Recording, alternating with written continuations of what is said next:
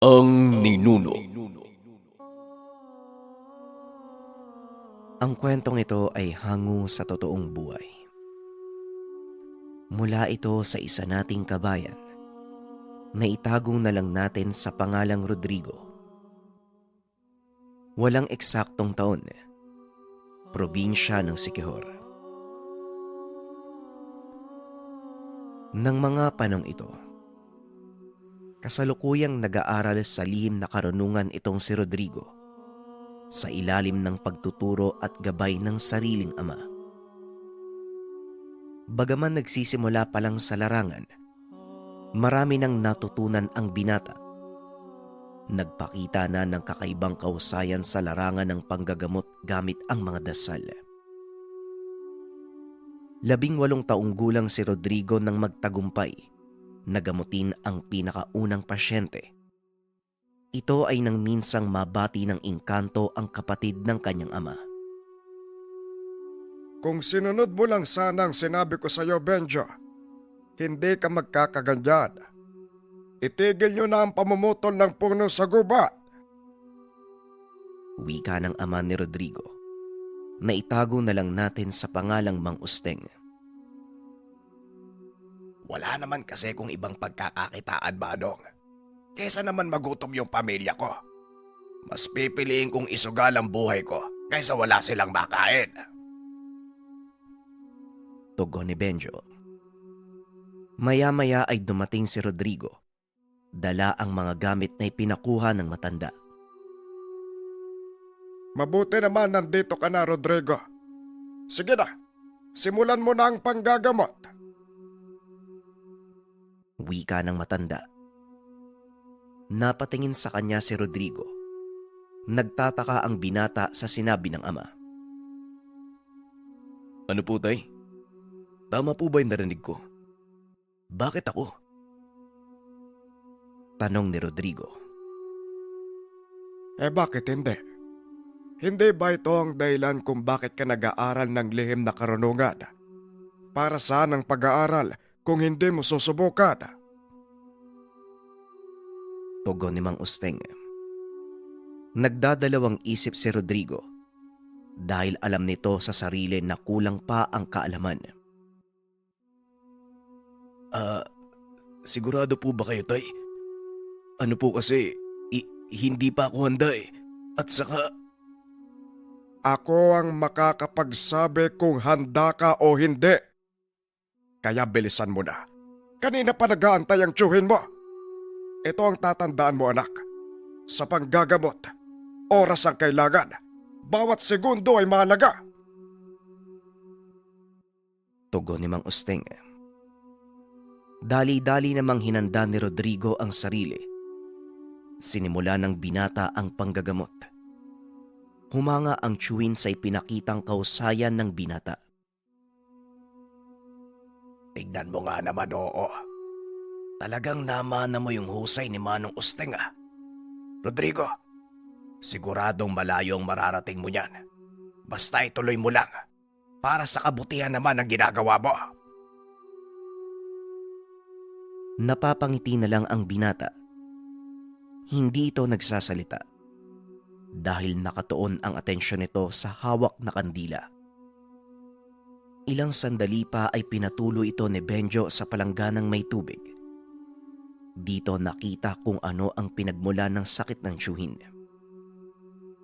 batay po sa mga nakikita ko, doon po sa gawing tumana, meron kayong pinutol na puno. At saka, nasira, di ba? Naputulan kayo ng kadena. Pero tinuloy nyo pa rin yung pagputol ng puno. Yung naputol nyo po kasi, tirahan ng isang pamilyang duwending pula. Wika ni Rodrigo. Dinungaw ni Mang Usteng ang planggana. Nakita nitong tama ang sinabi ng binata. Aba, ayos ah. Magaling, Rodrigo. O ngayon, ano ang dapat mong gawin sa tiyuhin mo? Tanong ni Mang Usteng. Magdala ka ng 2 buhay na manok. Talian mo sa paa ng pulang tela at pakawalan sa lugar. Magsaboy ka din ng pulang asukal sa pinutol na puno. Magsindi ka ng insenso. Humingi ka ng tawad.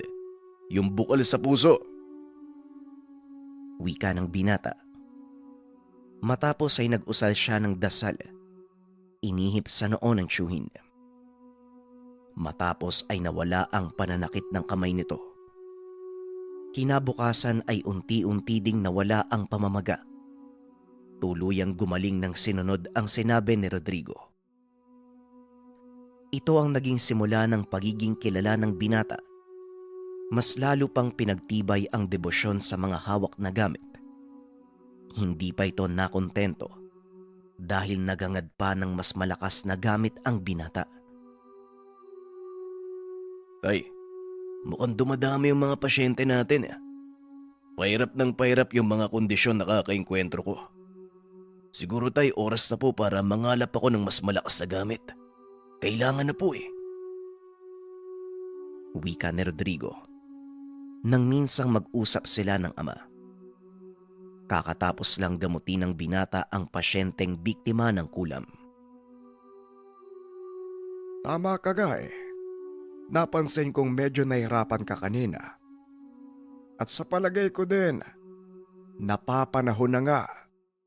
Maghanap ka ng malakas na gamit. May irerekomenda kong tao na maaari mong lapitan.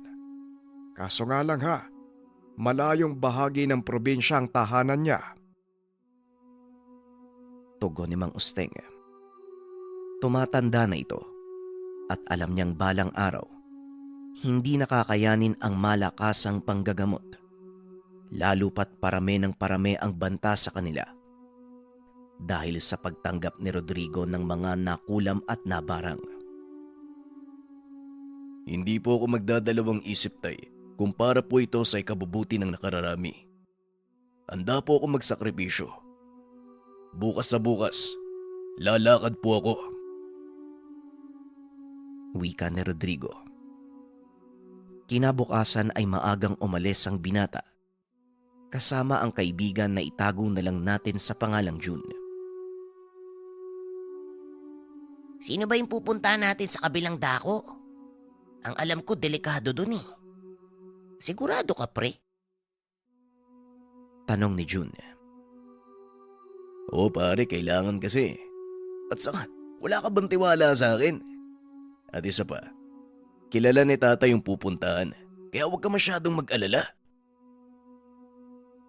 Tugon ni Rodrigo. Mahigit 2 oras ang biyahe papunta sa lugar. Napansin ng binatang mabundok na ang tinatahak nilang daanan. Hindi lang nito pinapahalata. Ngunit kinakabahan din siya ng mga oras na yun. Ilang sandali pa ay huminto na ang bus. Narating na ng 2 ang kanilang pupuntahan. Nandito na tayo? Oh, saan naman banda dito yung pupuntahan natin? Tanong ni June. Medyo malayo pa dito eh.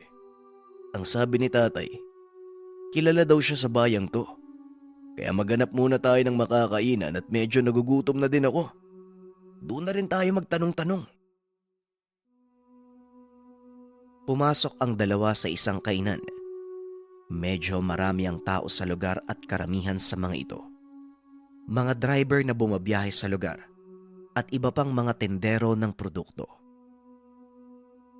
Mamili ka na ng uulamin natin pare ha. Ako na yung hahanap ng mauupuan. Wika ni Rodrigo. Nag-ikot ito sa loob ng kainan. Nakakita ng mesa. Kaso nga lang, may isang matandang nakaupo. Nilapitan nito ni Rodrigo. Nakiusap kung pwede silang makiupo ng kaibigan. Walang problema. Ako lang naman mag-isa dito.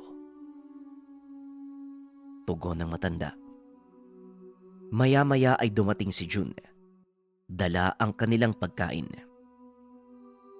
Ayos. O ito pre, kain na. Wika ni June. Napansin ni Rodrigo na tila nangihina ang matanda. Nakapako ang tingin sa dalang pagkain ng kaibigan. Tang, kumain na po ba kayo? Tanong ng binata. Napayuko na lang ito sabay iling. Kagad namang inutusan ni Rodrigo ang kaibigan na kumuha pa ng isang plato ng pagkain para sa matanda. Nako, wag na. Nakakahiya naman. At isa pa, baka magalit ang may-ari. Bawal kasing kumain ng mga kagaya ko dito. Hindi lang ako napansin dahil maraming tao. Wika ng matanda. Hindi po kayo papalabasin yan. Ako pong bahala sa inyo. Tugon ng binata. At habang kumakain nilapitan sila ng isang lalaki, walang pagdadalawang isip na sinita ang matanda. Ilang beses ko bang sasabihin sa'yo, Tandang Hiner, na hindi ka pwedeng tumambay dito? Ang kulit mo rin, Hino. Talagang kumain ka pa. Narende si Rodrigo sa sinabi ng lalaki. Kaya naman tumayo ito at kinumpronta. Sandali lang naman po. Hindi naman nata na pagsalitaan nyo ng ganyan yung kasama ko. At isa pa, babayaran naman namin yung kinain niya. Ano bang problema? Wika ng binata. Napangiti ang lalaki at umiling. Sino ka naman, ha? Yabang nito, ah. Tanong ng lalaki. Hindi mo ba nakikita? Kumakain kami sa karinderya. Nagbabayad kami.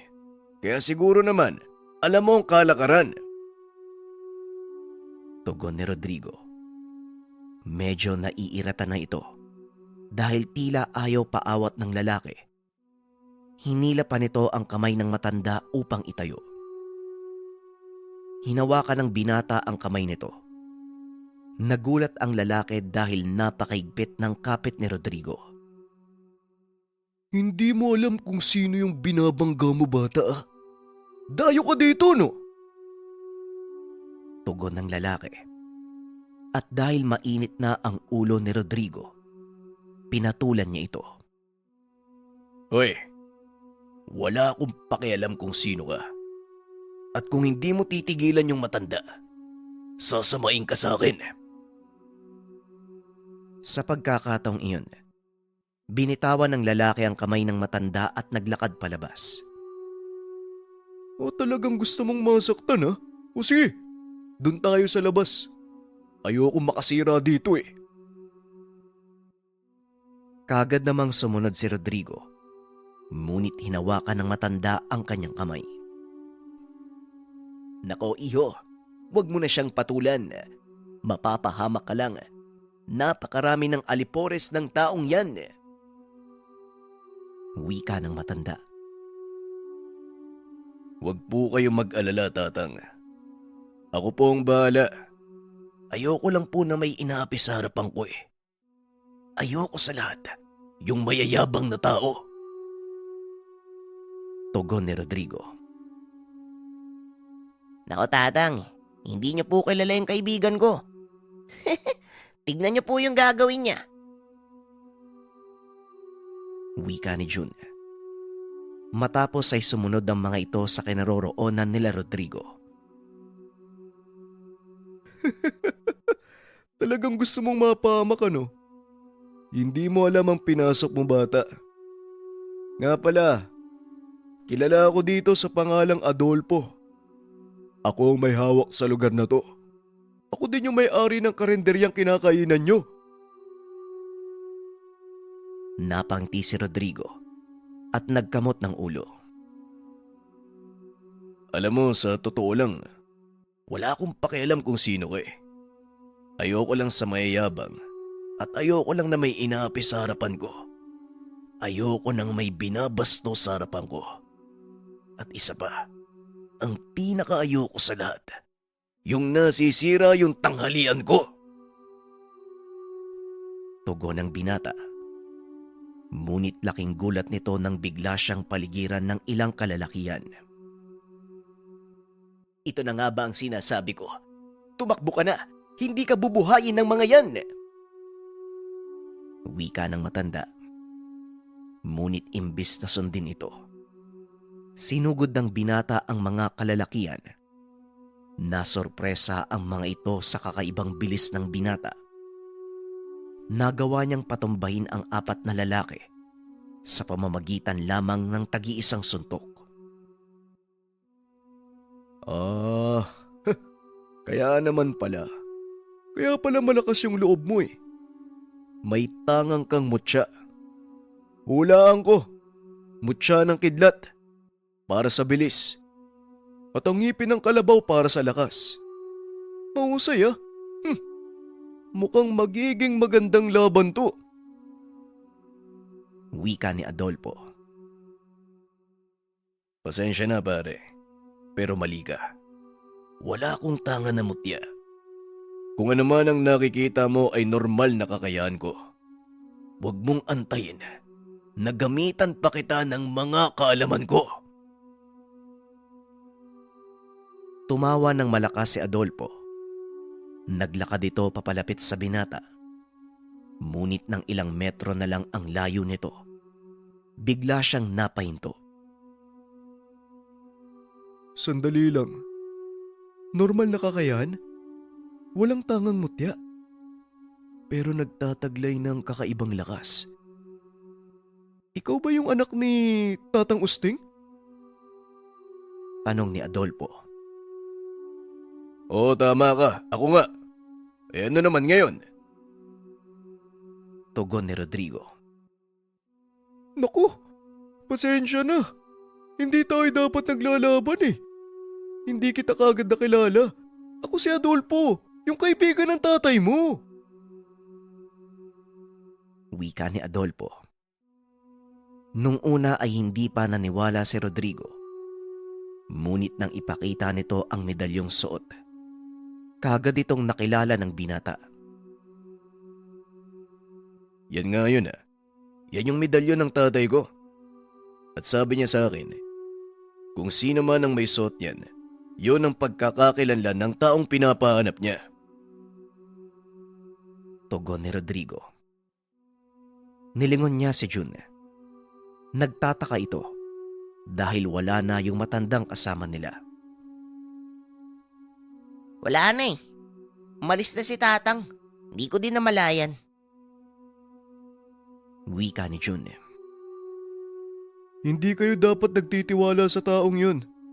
Marami na siyang nabiktima dito. At yun ang dahilan kung bakit ko siya pinapalabas sa kainan. Halika kayo. At tuloy niyo yung pananghalian niyo. Doon tayo mag-usap sa loob.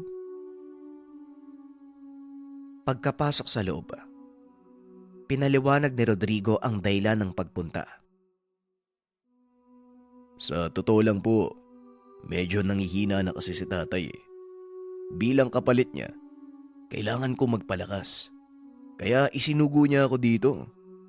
Sa totoo lang, hindi ko alam kung anong daratnan ko eh. Pero malaki ang tiwala ko sa tatay ko. Kaya naman po hindi ako nagdalawang isip na sundin siya.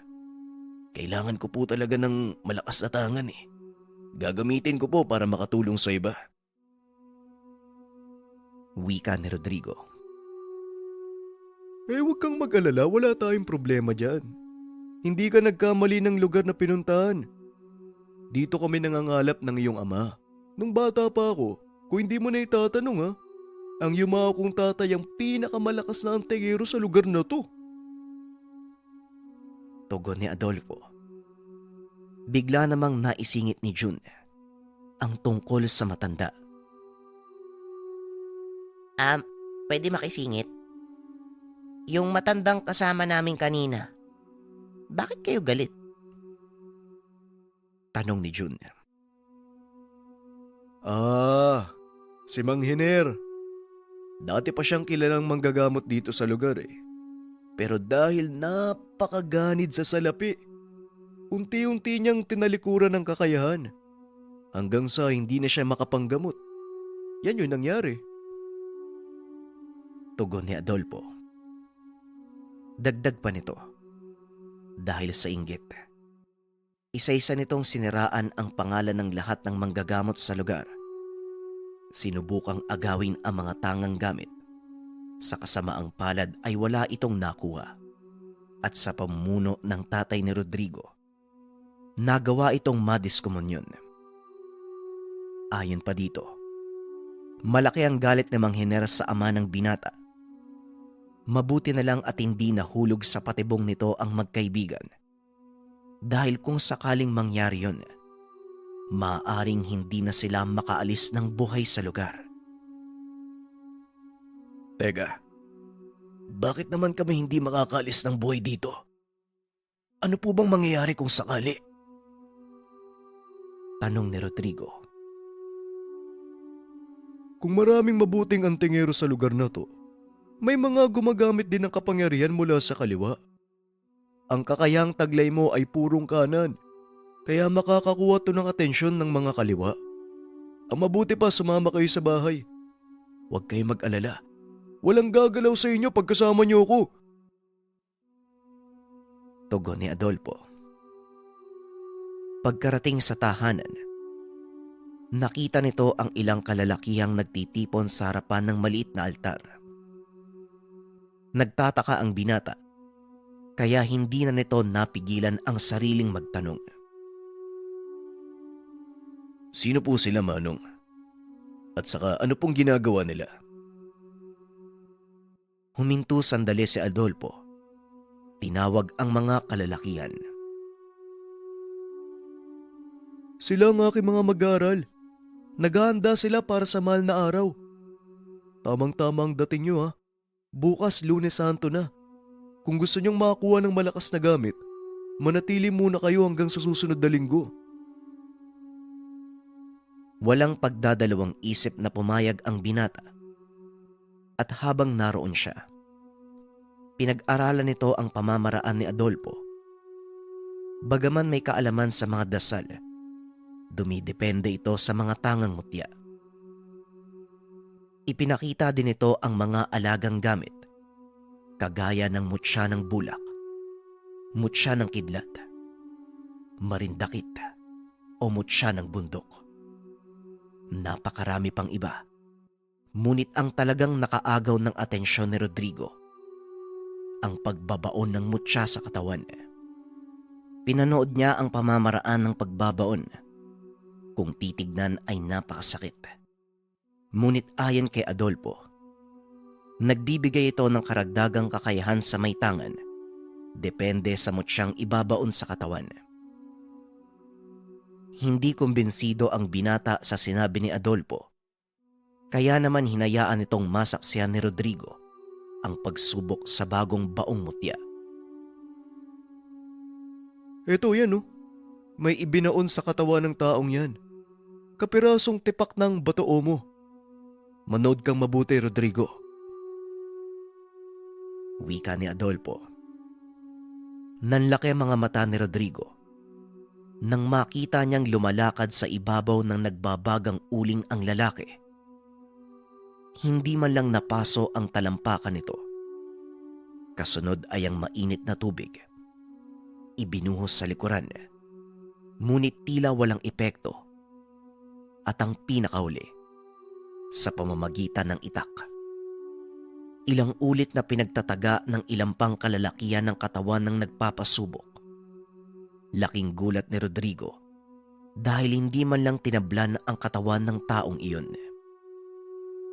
Yan ang isa sa mga katangian ng batoo mo. Kadalasang tangan ng mga haring bakal. Wika ni Adolfo. Sa palagay ko, kailangan ko din yan. Sa ngayon kasi napakaraming banta sa buhay namin ni tatay. Dahil sa mga mangkukulam at mga mambabarang na nakakainkwentro ko. Ayaw kasi ni tatay na patayin ko sila eh. Tugon ni Rodrigo. Kasi yung tatay mo, talagang malambot yung puso pagdating sa ganyan. Pero sige, kung talagang gusto mo, matutulungan kita. Wika ni Adolfo. Kagad sinimula ng ritual ang pagbabaon ng kaperasong tipak ng batoomo sa katawan ng binata. At nang matapos ito, naramdaman ni Rodrigo ang malaking pagbabago sa katawan. Anong nangyayari? Bakit? Bakit ganun? Bakit parang bumigat yung pakiramdam ko? Normal lang ba to? Tanong ni Rodrigo habang sinasapo ang ulo. Oo, normal lang yan. Normal na pakiramdam. Nilalabanan ng dasal sa katawan mo ang kakayahan ng batoo mo. Maninibago ka pero ilang minuto lang, mawawala din yan. Sa oras na kilalanin ng katawan mo ang batoo mo. Tugon ni Adolfo. Ilang sandali pa, bumuti ang pakiramdam ng binata. O kumusta naman ang pakiramdam mo? Maayos na ba? Tanong ni Adolfo. Sa ngayon ho, medyo maayos na. Maraming salamat ho Walang anuman. Kung gusto mong subukan ng kakayahan mo, pwede tayong humiling sa mga kasamahan ko. Sige po. Gusto ko pong malaman kung anong epekto nito sa katawan ko eh. Pag-uusap ng dalawa. Matapos ay sinubukan ng binata ang bagong tangan. Nasorpresa ito dahil napaka-epektibo ng batoomo na ibinaon sa katawan niya. Matapos ang pagsubok, kinausap ni Adolfo ang binata. Binigyan pa niya ng ilang mutsyang pwedeng gamitin. Kagaya ng mutya ng linta, mutya ng puso ng saging, mutya ng suso, at mutya ng bigas. Tuwang-tuwa si Rodrigo dahil alam nito sa sarili na napakabisa ng nakuwang gamit. Ngunit nang pauwi na sila, saka pa lamang lumantad ang kaguluhan. Kasalukuyang nag-aabang ng bus pabalik sa kanilang lugar sina June at Rodrigo nang biglang nagpakita ang matandang tinulungan nila sa kainan ni Adolfo. Kung nalaman ko lang ng mas maaga, hindi ka na sana umabot pa sa tahanan ni Adolfo. Wika ni Mang Hiner. Tatang, wala po akong personal na galit sa inyo. Kung galit po kayo sa tatay ko, siguro naman may sapat siyang dahilan kung bakit nangyari ito. Tugon ni Rodrigo. Wala kang alam. Masyadong pakialamero ang tatay mo. Oo, wala kang personal na galit sa akin. Pero ako, meron. Galit ako sa lahat ng kaanak at kaibigan ng taong nagtanggal sa akin ng kakayahan.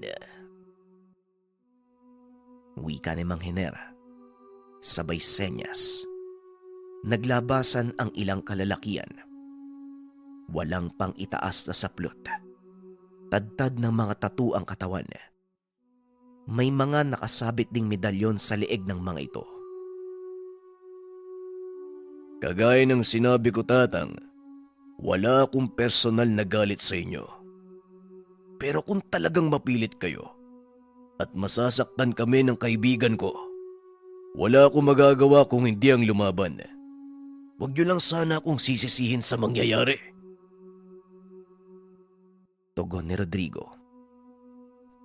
Hindi nito lubos na maisip na napakarami palang nagtatangan ng mga agimat sa lugar.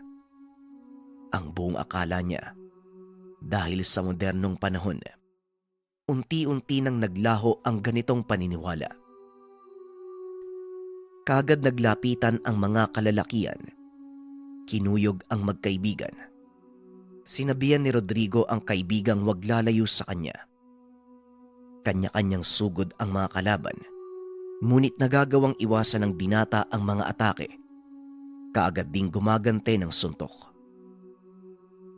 Sa kabila ng napakaraming bilang ng mga ito, nagagawang makalamang ng binata sa laban. Napabagsak na nito ang ilan sa mga kalalakian, ngunit napakarami pa rin ang naiwan.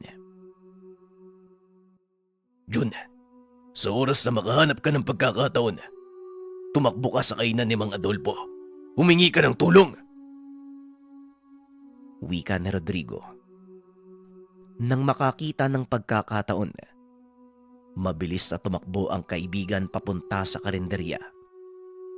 Habang pilit na nilalabanan ang mga sumasalakay, walang kaalam-alam ang binata na unti-unti na pala siyang nahuhulog sa patibong ng matanda. Ilang sandali pa, nakaramdam siya ng panghihina.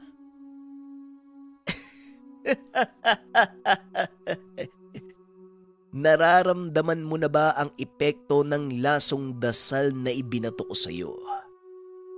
Huwag kang mag-alala. Wala kang mararamdamang sakit o hirap. Kagaya ko, mawawala lang din ang kakayahan mong magpagana ng dasal. Ito ang paghiganti ko. Wika ni Mang Hiner. Hindi na makatayo ang binata. Tanging proteksyong bigay ng Bato Omo na lang ang nagpapanatili ng kanyang kamalayan habang patuloy na binabayo ng gulpe ng mga kalalakihan. Kahit kailan, hindi ka makukontento sa buhay mo. Kahit mapatay mo pa ako, hindi mo mapapakinabangan ng makukuha mong kapangyarihan mula sa akin. Tugon ni Rodrigo. Hanggang sa tuluyang bumagsak ang katawan nito. Nakadapa na sa lupa si Rodrigo, ngunit nakikita pa din ito ang nangyayari sa paligid. Papalapit sa kanya si Mang Hiner. Akmang hahawakan siya ng matanda nang bigla itong tumilapon. Naramdaman na lang ng binatang may kung sinong umakay sa kanya patayo. Hindi ito ang oras para matulog. Uy! Rodrigo, kailangan mong tapusin yung laban. Wika ni Adolfo. Sabay bulong ng dasal sa tenga ng binata. Laking gulat ni Rodrigo dahil unti-unting nanumbalik ang lakas ng katawan. Maraming salamat, Mang Adolfo. Huwag kang mag-alala. Tatapusin ko ang labang ito. Hindi para sa akin, kung hindi para kay Mang Hiner. Tugon ng binata. Sabay lakad papunta sa kinakatayuan ni Mang Hiner. Isa-isang naglabasan ang mga kasama ni Adolfo upang harapin ang tauhan ng matanda. Gamit ang mga kaalaman sa mga dasal, iginapos nito ang matanda at pilit na pinaluhod. Nang hindi na ito makakilos, idinampi ni Rodrigo ang palad sa noo ni Mang Hiner. Nag-usal ng mga dasal. Anong ginagawa mo? Tatanggalan mo na naman ako ng kakayahan. Pasensya na, pero hindi ako titigil. Hindi lang kita tatanggalan ng kakayahan. Maging ang alaala mo. Makakalimutan mo ang lahat. Simula nang matuto ka sa lihim na karunungan, hanggang sa araw na ito. Walang nagawa ang matanda dahil hindi nito makalas ang dasal na ibinalot sa kanya ng binata. Hanggang sa tuluyang natapos ni Rodrigo ang orasyon. Sa isang ihip, nawalan ng malay si Mang Hiner. Biglang kumalma ang paligid. Nagsipagpulasan din ang mga tauhan ng matanda. Nakainga ng maluwag si Adolfo dahil alam nito na tapos na ang kaguluhan. Tuluyan ng natuldukan ang pagigante ni Mang Hiner. Hindi lubusang akalain ni Rodrigo na mararanasan niya ang ganitong pangyayari. Ngunit kahit papano, natuto siya ng mahalagang aral. Walang maidudulot na maganda ang pagigante. Matapos ang kaganapan, umuwi ang binata sa kanyang ama. Ikwenento ang nangyari. Hindi ito makapaniwalang nagawa iyon ni Mang Hiner dahil ang buong akala niya, patay na ito. Ngunit sa kabila ng masamang karanasan, Masaya si Rodrigo dahil alam niya sa sarili na hindi siya nag-iisa. Napakarami niyang kagaya na nag-aaral ng lihim na karunungan. Minsan niyang napatunayan ang bagay na ito nang mapunta siya sa baryo ng mga antingero. Ang kwentong ito ay hango sa totoong buhay. Mula ito sa isa nating kabayan na itago na lang natin sa pangalang Elmo. Walang eksaktong taon. Barusbos. Anak, oy. Saan ka na naman ba pupunta? Oy, Niba. Alam mo ba to? Etong anak mo aalis na naman, no? Wika ni Tatay Tiban. Oo, Tiban. Nung nakaraang linggo pa yan nagpaalam sa akin eh. May gaganapin daw na jamboree sa Conception. Lahat ng mga Boy Scout, pupunta daw doon. Alam mo na, kailangan nila ng magandang lugar para sa pagtitipon. Hayaan mo na yung anak mo. Tugon ni Nanay Niba. Bakit naman kasi doon pa? Pumayag ka nang hindi man lang ako tinatanong. Saka naman mahal, jamboree. Ay nako, alam mo ba ang balita nung nakaraang taon doon? Lahat ng mga Boy Scout na disgrasya sa mismong lugar na sinasabi niya. Tapos gayon, doon pa rin ang lokasyon. Tapos pinayagan mo yung anak ba? Kahit walang permiso mula sa akin. Ano ba naman yan? Wika ni Tatay Tiban. Napayuko na lang si Elmo habang nakikinig sa pagtatalo ng mga magulang. Pero sinadya nila na hindi na muna ipaalam sa ama dahil alam nila na tututol kagad ito. Napagkasunduan nila ng ina na sa mismong pag-alis, doon na magpapaalam kay Tatay Tiban nang sa ganun wala na itong rason upang umatras. Napagalitan ng ama si Nanay Niba at sinabing kinukonsinti nito ang anak. Pero ayon sa ina, kailangan ng anak na maranasan ang mga ganitong kaganapan nang sa ganon mahasa ng bata ang mga abilidad, lalo na sa pakikisama sa ibang tao. Pero para sa ama, may iba pang mga pagkakataon at panahon sa pakikipagkapwa-tao. Hindi lang sa ganitong aktibidad, maging sa ibang mga lugar at organisasyon. Wag lang sa lugar na delikado ang mga dayo. Niba, dapat sabihin nyo din sa akin na alam mong tutol ako pero wala na eh. Andyan na yan eh. Alam mo ba kung ilang mga bata ang kinain sa lugar na yon? Hindi lang simpleng talon o bundok ang pupuntahan nila. Lugar yon ng mga engkanto na halos taon-taon nangunguha ng buhay ng mga bata. Kung ayaw niyong makinig sa akin, o sige, kayo ang bahala. Pero wag niyo kong sisisihin kung may mangyaring masama sa anak natin. Wika ni Tatay Tiban. Tay, wag naman po kayo magalit. Ayoko po nag-aaway kayo ni nanay. Hindi naman po kami magtatagal dun eh. Pangako po, babalik po ko ng ligtas at maayos. Naiintindihan ko na para po sa akin yung sinasabi nyo. Pero po tay, kailangan ko pong maranasan to. Lalo na po sa pagtanda ko. Kailangan ko pong kayanin yung mga gantong bagay. Natigil sa pagsasalita si Elmo nang sumingit ang ama. Wala na ba akong karapatan na pigilan ka? Anong malaki ka na? Ilang taon ka pa lang eh. 13 anyos ka lang. Tapos gusto mo nang maranasan yung kung ano-anong bagay. Kahit nga ultimo pagkain mo, kailangan mo pa ang nanay mo. Tapos ganyan. Huminga ng malalim si Tatay Tiban. Alam niya na kahit anong sabihin ng mga oras na yun, hindi na magbabago ang isip ng anak. Maging ang asawa, Ramdam ni Tatay Tiban na tila nanlumo ito nang nasigawan niya. Sa kabilang banda, bukod sa buo na ang pasya ni Elmo, nakabili na ito ng mga kagamitan para sa gagawing pagtitipon.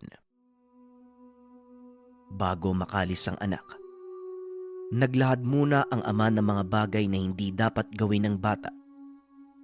Ang una, huwag maliligo sa talon kahit anong mangyari. Huwag din sasali sa mga gawain na gagawa ng ingay sa lugar. Kung susundin niya ni Elmo, paano siya makikiisa? Parang ganun din eh. Sumama siya, pero parang hindi din siya kasama. Wika ni Nanay Niba. Ayos lang po, Nay. Tatandaan ko po yun, Tay, para pumapanatag ka. Alam ko naman po na para sa kapakanan ko lang po yung sinasabi nyo eh. Tugon ni Elmo. Hanggang sa makarating ang kaibigan. Nakabihis na ito. Dumaan lang doon para sunduin siya. Nakatitig lang ang ama habang papalabas ang anak. Baka sa mukha ng bata na masaya ito. Bukod sa mga aktibidad, may sariling plano si Elmo na gagawin na hindi naman lingid sa kaalaman ng mga magulang. Hoy mga bata, Elmo ha, ang bili ng tatay mo. Anak, wala kami doon para bantayan ka ha. Nga pala, may ibibigay ako sa inyo. Eto, panyo ng birhen, pang protection, hindi lang pampunas sa pawis. Wika ni Nanay Niba. Maraming salamat po, Nay. Saan niyo po ito nabili? Ang ganda naman po. May nakaburdang imahe ng birhen. Ano pong ibig sabihin nito? Tay, pangako po. Sasama po ako, pero susundin ko po lahat ng sinabi niyo. Pangako ko po yan. Wika ni Elmo. Wala na ako magagawa. Basta umuwi ka ng ligtas. Sundin mo ang lahat ng bilin ko at mag-iingat ka. Sige na, naghihintay na ang kaibigan mo. Dalian mo na. Wika ni Tatay Tiban. Ngumiti si Elmo. Humalik na sa mga magulang bilang pagpapaalam. Habang papalayo ang bata, napabigkas si Nanay Niba ng simpleng dasal para sa maayos na biyahe ng anak. Bago tuluyang makapunta sa lugar, marami pang mga bata ang sinundo. Halos puno na ang mga jeep na inarkila ng mga namamahala sa Jamboree. Ilang paaralan din ang nakilahok sa aktibidad. Ilang oras ang naging biyahe bago nila narating ang lugar na pagdarausan ng pagtitipon. Tuwang-tuwa naman ang lahat. Napakaganda ng lokasyong pinaglagyan ng mga papag at mga bahay para sa 3 araw na pananatili sa lugar. Bago magtanghalian, inipon ng mga lider ang bawat bata. Naglatag ang mga ito ng mga gagawin at mga hindi dapat gawin. O mga bata, makinig kayo sa sasabihin ni Mang Pedring ha. Siya ang nakatoka sa hanay natin. Lahat ng sasabihin niya, pakinggan niyo ha, para maiwasan natin na magkaroon ng problema. Wika ni Teacher Ann. Ang mga bata, una sa lahat, hindi kayo pwedeng lumabas sa mga nakalagay na harang. Kada lugar na makakakita kayo ng dilaw na watawat, ang ibig sabihin hindi kayo pwedeng lumampas. At syempre, hindi kayo pwedeng pumitas ng kahit anong halaman sa lugar para maiwasan ang problema. Magtatanong muna kayo sa akin na, o hindi kaya kay Teacher Ann, bago kayo gumawa ng kahit anong bagay. Wika ni Mang Pedring. Sumang-ayon ang mga bata, maliban sa kaibigan ni Elmo na si Jerry. Para itong may diferensya sa pagsasalita. Mahina ang pandinig. Ganun pa man, nakikitawa ito kapag may nakikita na masaya sa mga kasama. Sa kabilang banda, Tila wala itong naintindihan sa lahat ng sinabing alituntunin ng matanda. Ramdam ito ni Elmo, lalo pat napansin niya na iba ang ginagawa ng kaibigan. Naging alerto naman si Elmo sa pagbabantay kay Jerry dahil baka merong masamang mangyari sa kaibigan. Sa kasamaang palad, kahit anong paliwanag na ang ginawa ni Elmo, ayaw siyang pakinggan. Tinatakpan pa nito ang tenga, tumatawa na tila nang aasar pa. Pero hindi naman ito pinatulan ni Elmo, bagkus niyaya na lang na tumulong sa mga gawain. Ano bang nangyayari sa'yo? Parang wala kang narinig sa lahat ng bilin ah. Ayos ka lang ba, Jerry? Tanong ni Elmo. Paano natin masusulit yung lugar kung lahat bawal? Sa palagay ko, wala namang masama kung maliligo tayo sa talon eh. Pero dun yun banda oh. Wika ni Jerry. Pipigilan pa sana ito ni Elmo, pero bigla na lang itong tumakbo. Dahil abala ang lahat, walang nakapansin sa kanila. Tinatawag pa ni Elmo ang kaibigan, pero mas mabilis ang pagtakbo nito. Ilang sandali pa narating na ng dalawa ang nasabing talon. Namangha si Elmo sa ganda ng lugar, pero nakita niya ang mga nakapalibot na harang. Naalala niya ang bili ni Mang Pedring, maging ng ama. Pipigilan sana ni Elmo si Jerry, pero huli na ang lahat dahil biglang tumalo ng kaibigan. Ni hindi nang hubad ng saplot ang bata, tila wala itong nakikitang babala, ni hindi man lang pinakinggan si Elmo. Jerry! Jerry! Nasaan na yun? Hoy! Huwag ka naman magbiro ng ganyan oh! Tulong! Tulungan niyo kami! Wika ni Elmo. Pero kahit anong sigaw, walang tao na nakakarinig sa kanya. Kinakabahan si Elmo. Tila kada sigaw, umieko lang ang tinig. Ilang minuto pa ang lumipas. Napagpa siya ng bata na bumalik sa lugar kung nasaan ang mga kasama. Pero hindi niya maalala kung saan ang tamang daan. Hindi niya alam kung saan susuot dahil sa sukal ng gubat. Kahit anong gawin niyang paglalakad, bumabalik lang siya sa parehong pwesto. Hanggang sa napagod na si Elmo kakahanap sa daan pabalik. Dahil makapal ang mga puno sa lugar, kahit maliwanag pa, medyo madilim ang paligid. Nagsimula nang umiyak ang bata.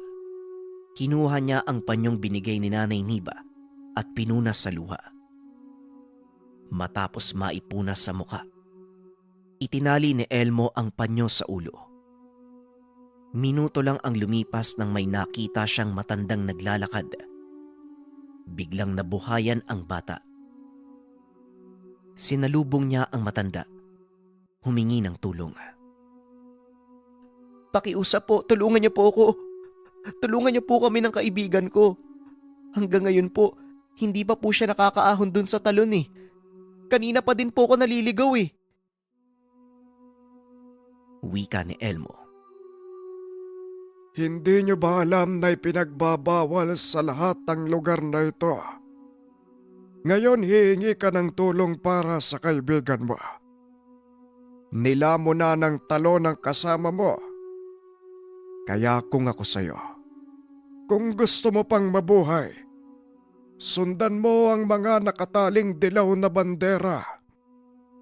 Mga bata nga naman, hindi sumusunod sa lituntunin. Wika ng matanda. Doon lang niya naalala ang sinabi ng namumuno sa aktibidad. Palaging tignan ang mga dilaw na bandera para hindi sila mawala o maligaw. Babala din ito na huwag pasukin ang lugar. Abot hanggang langit ang pasasalamat ni Elmo sa matanda. Pero nagulat ito nang bigla na lang nawala. Hindi niya alam kung saan sumuot ang matanda. Tumalikod na lang si Elmo sa lugar at hinanap ang mga dilaw na bandera. Minuto lang ang nakalipas. Habang naglalakad at sinusundan ang mga nakahilerang tali. Nagtataka ang binata dahil ilang beses na siyang umikot.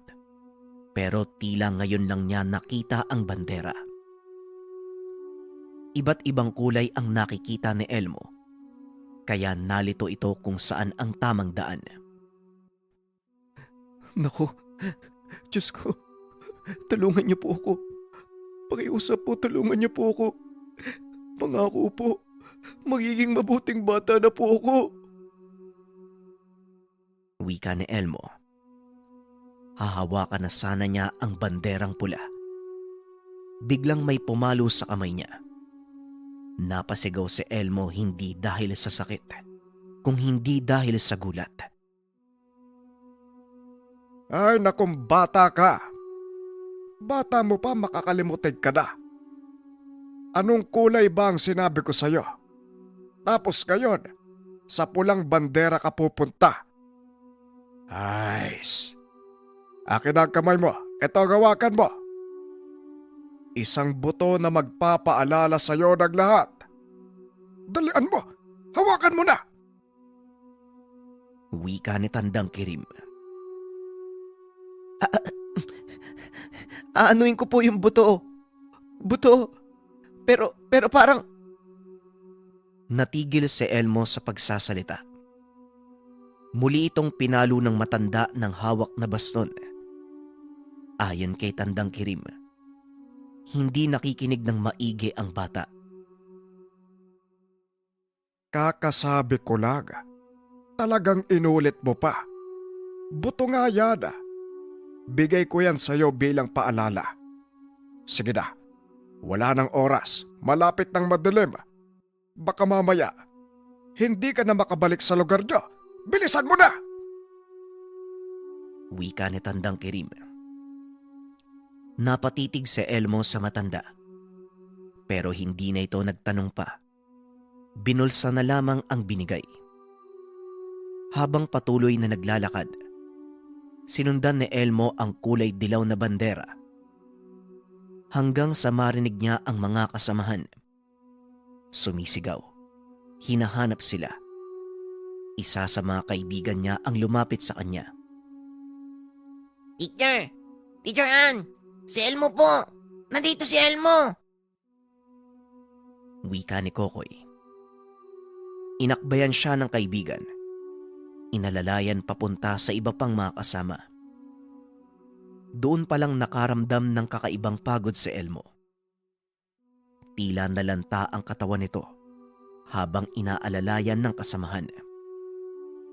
Hanggang sa nawalan ng malay si Elmo. Sigaw lang ni Kokoy ang narinig niya bago tuluyang ipikit ang mata. Kinabukasan, pagdilat ni Elmo, nagtataka ang bata kung bakit tila napakaingay ng paligid. Babangon sana ito, pero biglang may pumigil sa kanya. O anak, huwag ka na munang tumayo. Magpahinga ka muna ha, para makabawi ka ng lakas mo. Wika ni Nanay Niba. Nay, nasan po ako? Ano po bang nangyari? Bakit po maingay? Nasan po ba tayo?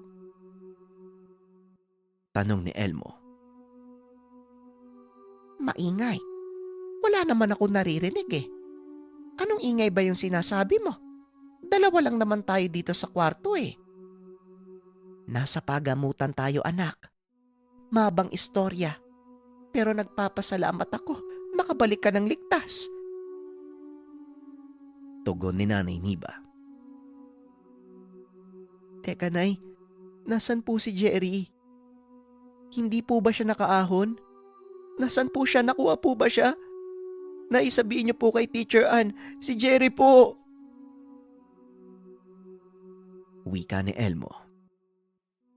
Hindi niya na napigilang umiyak nang maalala ang nangyari. Naluha din si Nanay Niba. Sinabing hindi pa rin nakikita ang kaibigan ni Elmo. Dagdag pa ng ina. Ginalugad na ang lahat ng lugar pero hindi talaga natagpuan si Jerry. Nanalangin na lang ito. Nagpapasalamat na ligtas si Elmo. Hanggang sa tuluyan ng makauwi ng tahanan ng bata. Pero mula nang mangyari ang insidente, maraming nagbago sa buhay ni Elmo. Kapag nagigising, palagi siyang nakakarinig ng ingay. Palaging takot. Hindi naman malaman ng mga magulang kung saan ito natatakot o kung ano ang naririnig na ingay. Ilang araw na ang lumipas matapos ang nangyari. Hinanap ni Elmo ang buto na ibinigay sa kanya ng matanda bago makabalik sa pwesto ng mga kasamahan. Eto ba ang hinahanap mo? Anong klase bang buto ito, anak? Saan mo ba nakuha yan? Mukhang kakaiba eh. Sinubukan ko pa yung pukpukin eh. Ang buong akala ko ginto. Pero wala namang nangyari. At saka hawakan mo, anak. Tignan mo, pakiramdaman mong maigi. Ay parang nangungusap. Parang umiinit. Wika ni Nanay Niba. Hindi ko din po alam na eh. Bigay lang po sa akin ni Tandang Kirim. Yung matandang nagligtas po sa akin. At saka, hindi naman po mainit ah. Buto lang po to eh. Pero ang sabi ng matanda, gagabayan daw po ako niyan. Kaya nagpapasalamat po ako. Baka dahil po dyan, kaya po ako nakabalik ng ligtas. Tugon ni Elmo. Habang hawak ang buto, biglang may kung anong enerhiya na dumaloy sa katawan ng bata. Kinilabutan siya, pero ayaw niya itong ipahalata sa ina. Ang buong akala niya doon matatapos ang lahat. Pero hindi. Ito ang simula ng mas malaking pagbabago sa buhay ni Elmo at ng pamilya. Kahit nagulo ang sistema ng buhay ng bata, naging daan naman ito para makita kung ano ang gampanin sa buhay. Napansin ito ng lahat, lalong-lalo na ang mga magulang ni Elmo. Kitang-kita ang kakaibang galaw nito. Bigla na lang siyang magsasalita kahit walang kasama. May oras din na bigla na lang itong nananamlay. Bahal, parang hindi na siya si Elmo yung anak natin. Hindi sa paninisi Alam kong gusto mo lang na maging masaya ang anak mo. Pero ano nang gagawin natin sa kanya ngayon? Ilang araw na siyang tulog Kung gumising man, parang wala naman sa sarili. Wika ni Tatay Tiban. Parating na si Mang Ambo. Patawarin mo ko kung ganito yung nangyari sa pasya ko. Pero panalangin ko, mailigtas si Elmo. Hindi ko rin naman gusto yan eh. Tugon ni Nanay Niba. Bago ang tanghalian, nakarating na ang manggagamot sa tahanan. Pagpasok pa lang sa kwarto ni Elmo, kung saan ito nagpapahinga, bigla itong napayuko. Tila may kinakausap at parang may inaakbayan pa. Nagkatingin na naman ang mag-asawa. Iniisip nila kung anong nangyayari. Maya-maya pa, biglang tumawa ang albularyo. Tila tuwang-tuwa sa mga nakikita. Papasok na din sana si Tatay Tiban sa kwarto, pero inawat siya ni Nanay Niba. Hayaan mo na muna siyang matapos. Ramdam ko, magiging maayos na ang lahat, Tiban. Magtiwala lang tayo. Magdasal tayo. Wika ni Nanay Niba. Napakalma ni Nanay Niba ang asawa. Kaya nanatili na lang silang nakamasid habang sinusuri ni Mang Ambo si Elmo. Ilang sandali pa ang lumipas. Lumabas si Mang Ambo na maaliwalas ang muka. Hinayaan na muna nila si Elmo sa kwarto. Dinala ng mag-asawa sa kusina ang albularyo para makausap. Habang nagkakape, doon pinaliwanag ni Mang Ambo ang lahat ng nangyari. Ipanatag niyo ang kalooban niya. Maayos na si Elmo. Pero nasa kanya kung tatanggapin niya ang gampaning ibinigay. Kung nagtataka kayo kung bakit nakakatulog siya ng ganong kahaba, dahil wala siya ngayon sa mundo natin. Naroon siya sa kabilang dimensyon, sa mundo ng mga engkanto. Si Elmo ang napili nila para maging tulay. Hindi para makapaminsala, kung hindi para makapanggamot kagaya ko. Ang kagandahan lang, mas malakas siya kung ikukumpara sa akin. Pero marami siyang kailangang matutunan para magampanan ng maayos ang responsibilidad. Kung papayagan niyo, gusto kong gabayan ng bata. Tumulo ang luha sa mga mata ni Nanay Niba. Pero sa kabilang banda, nagpapasalamat pa rin ito dahil maayos ang anak.